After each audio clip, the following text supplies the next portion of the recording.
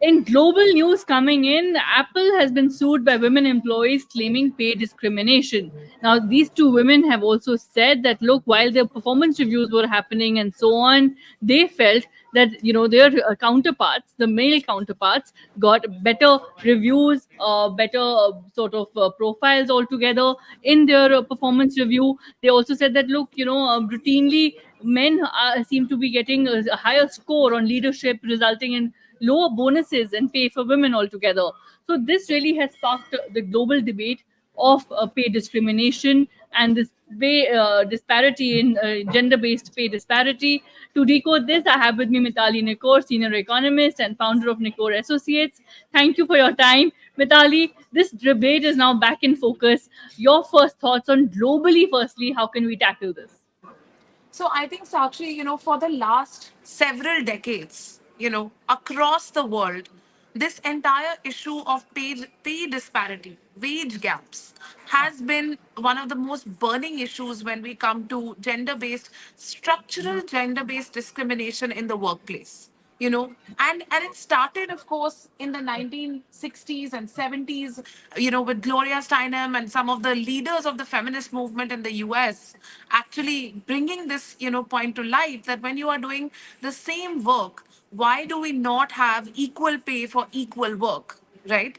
And that was, of course, in factory based conditions. But today, this debate has evolved and it has become much more complicated because the kind of pay discrimination that we observe is not so blatant, right? You can always justify that, yes, this person has less experience or this person has less qualifications, and that's why we are paying her less. But the fact of the matter is that this discrimination in pay is actually structural.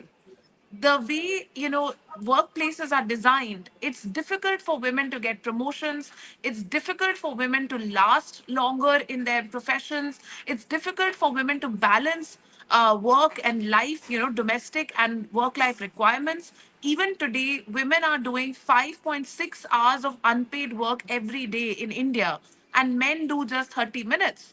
And globally, this is also true. In India, of course, these gaps are extreme, but even in developed countries, women are doing at least twice or thrice the amount of unpaid work as men, even today, in the 21st century. So how can we then expect women to be putting in those kind of hours even at work, if they are doing so much unpaid care work?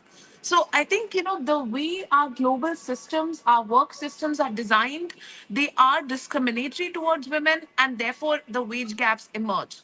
Now, if we look at the data, in India, as per Nikor Associates analysis of the periodic labor force participation survey data, we find that wage gaps in India are sitting at about 60%. That is, on average, women are paid 60% of the male wage on average across all sectors. In casual work, this is much worse, where it comes down to almost 40% or 50%.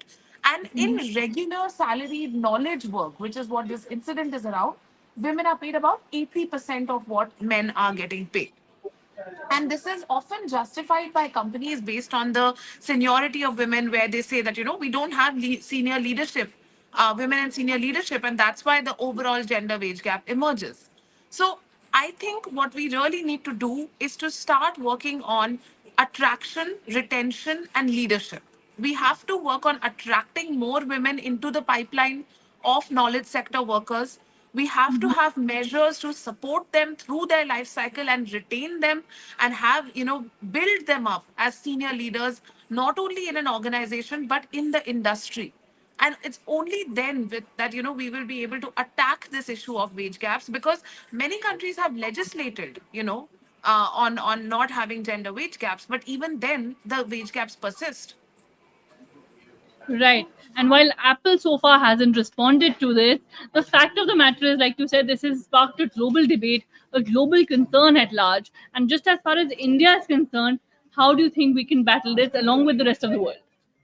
So I think, Sakshi, what is good, I mean, what is encouraging about India Inc. in that sense, which is where this debate is obviously taking place, is that there is an increasing recognition of the contribution that women are making to the workplace, of the diversity and the benefits of diversity, the profitability that comes from having more diverse teams.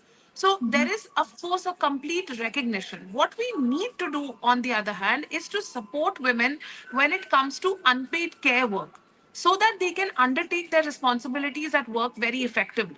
So today, I would urge anybody in India Inc.